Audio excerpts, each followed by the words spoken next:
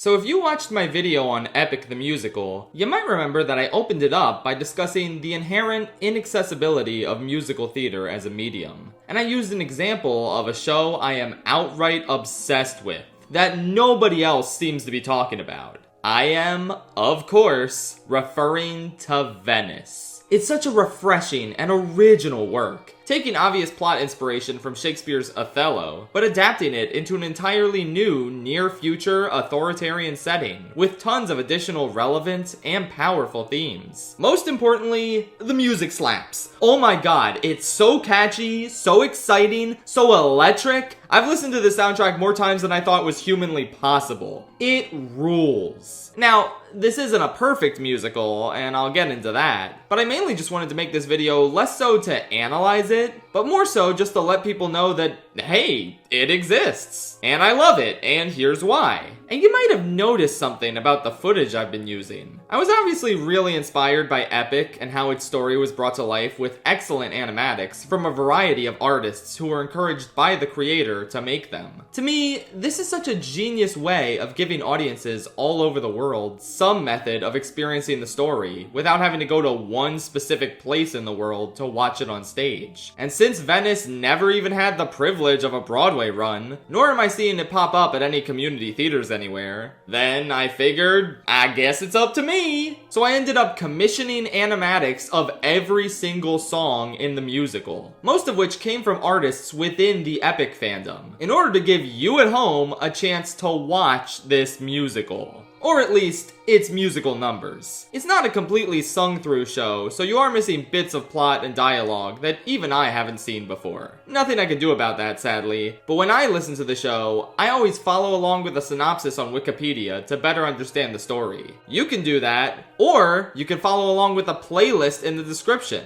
Because in addition to including all the animatics I commissioned, I also recorded voiceover of what happens in the plot between these songs, so you can understand the story just from watching the playlist. Please give this a try. I know it's a bit unconventional, but it's the best I can do. I tried reaching out to the creators of Venice, Matt Sachs and Eric Rosen, with the hopes of maybe staging my own version if that's the only way to bring it to the masses. But I never heard back from either of them, so I figured this method was my only other option at the moment. Anyway, now might be a good time to watch the musical animatics yourself. Then come back to this video afterwards to hear me discuss it. Or you could always just hear my discussion first, and then decide if you're interested enough to check the animatic playlist out. I don't know, you do you. So, Venice. What I love about this musical is the constant dichotomy between oppression and hope. The opening number is a perfect example of this, establishing the terror faced by the general public under military occupation, but then revealing Venice the man's plans to bring democracy back to Venice the city.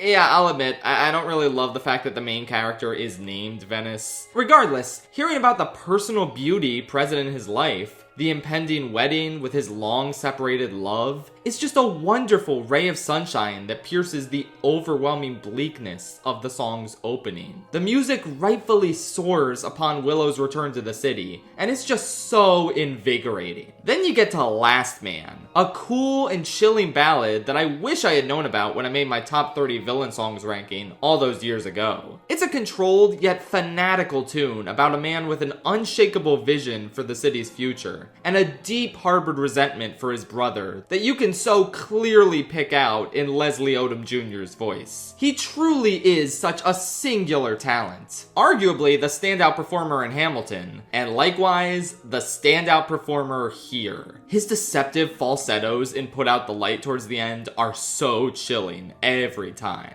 Of course, I have to shower some praise onto the entire excellent cast. Matt Sachs, one of the co-authors of the musical, plays the clown MC, a narrator who has one foot in the door of the characters and one foot in the door of the audience. A really cool narrative decision, and he sells this character incredibly well. Haas Slayman is likable as Venice, while also displaying a solid internal conflict. Jennifer Damiano of Next to Normal fame is incredibly lovely as Willow. I adore the sense of weariness and revolutionary power we get from Uzo Aduba's Anna, the long-deceased mother of Venice and Marcos. Marcos is the Leslie Odom Jr. villain, I think I forgot to mention that. Anna is also used to such haunting effect as an angel of death, with her being a prominent part in multiple songs about a character's demise. Never Wish War on a People is a real standout in this show. I've just never heard such a good musical expression of a man realizing and coming to terms with the fact that he's already dead. It's gut-wrenching, but an absolutely compelling listen.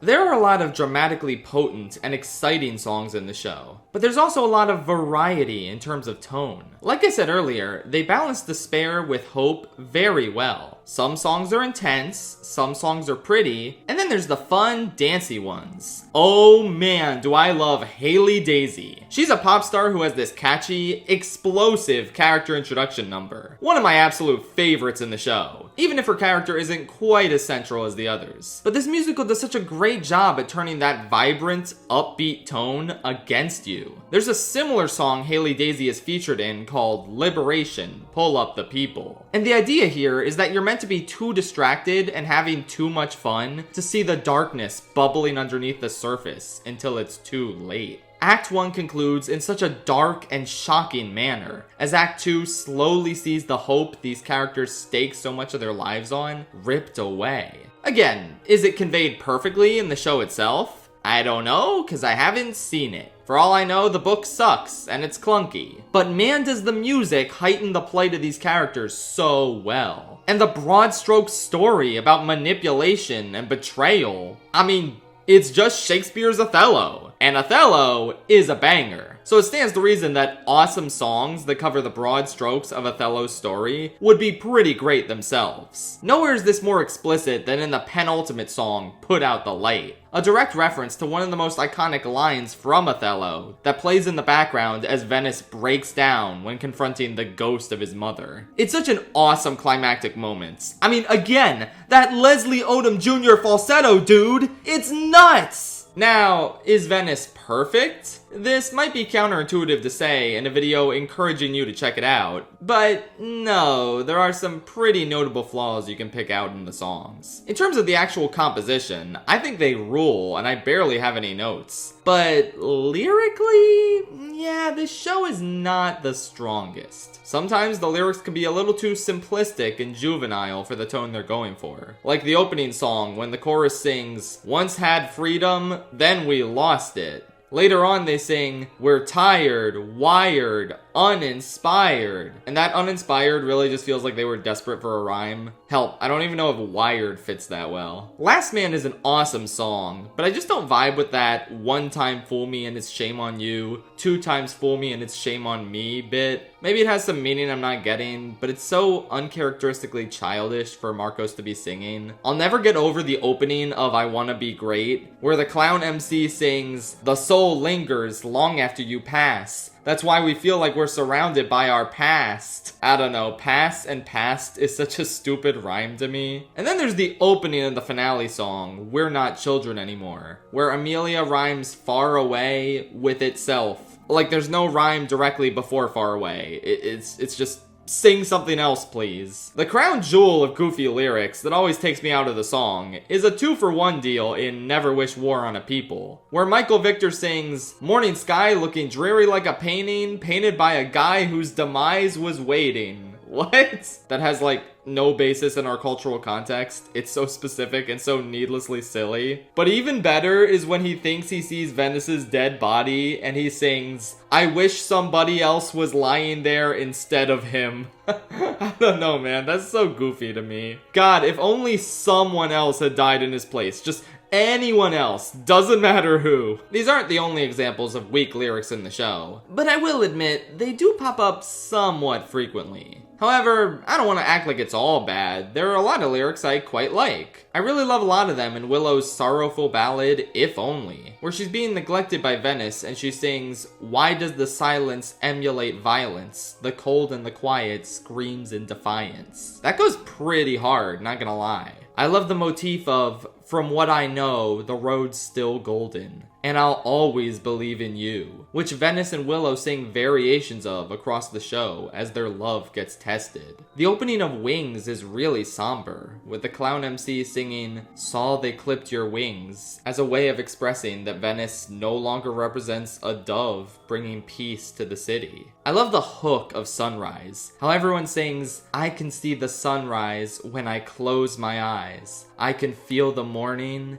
and I know the dawn is coming." It's a nice way of expressing the belief people have in this positive change that they don't have to see with their own eyes. There are a lot of bits I enjoy in these lyrics, and I can handle a lot of the silly or weak lyrics because the music hard carries them.